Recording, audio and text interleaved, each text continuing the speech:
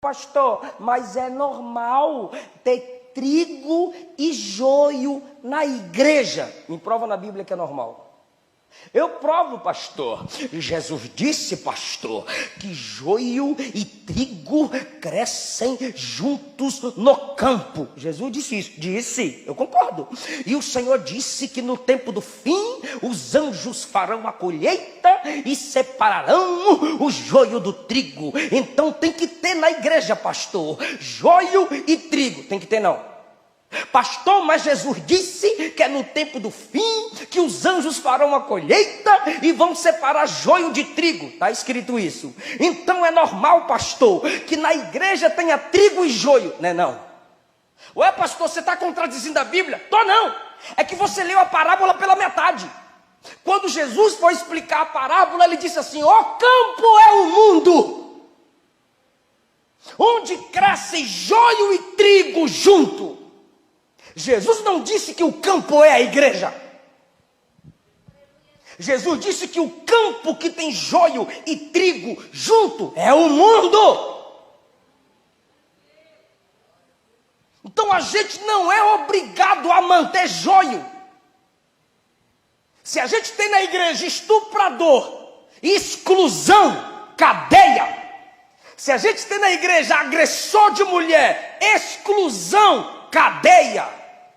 Se a gente tem na igreja rebeldes montando panelinhas contra a liderança, contra a doutrina, apóstatas, contendeiros, caluniadores, exclusão, aí excluído da igreja, por demandas entre irmãos. Se o irmão quiser, justiça, porque foi excluído do rol de membros.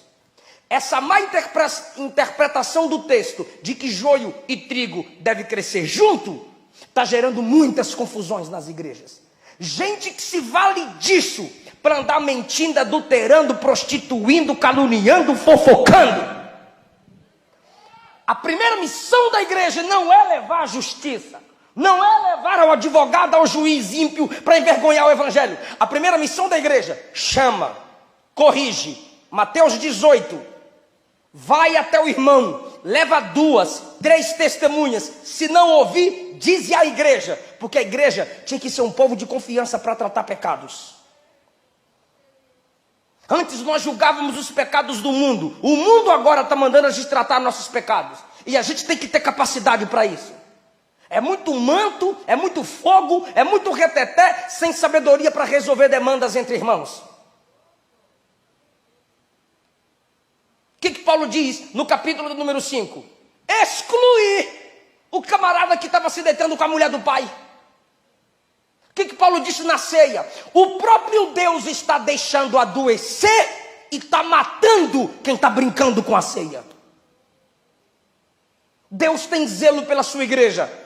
E se não tem pastor para excluir esse falso pastor, tem Deus para matar esse falso pastor.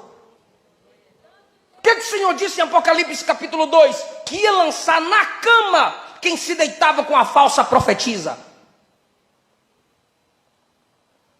O que Deus faz com Acã? Mata. O que Deus faz quando Arão e Miriam falaram mal de Moisés? Deus chamou os 3 frente a frente. Arão, Miriam, Moisés. Aconteceu isso e isso entre vocês aqui. Ó. Deus chamou os 3 e colocou para falar cara a cara. Porque dar indireto no Facebook depois do culto é fácil. A esse tipo de texto que eu prego aqui, alguém isola e diz, polêmica, pastor Eliseu diz isso e isso. Se falar a verdade me torna polêmico, você dá indireto no Facebook te torna covarde.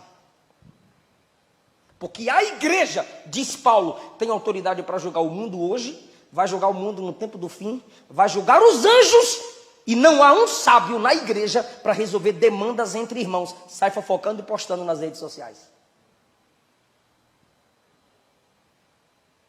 Então tem gente que já era para estar cortada do rol de membros da igreja, porque não valoriza a família de Deus.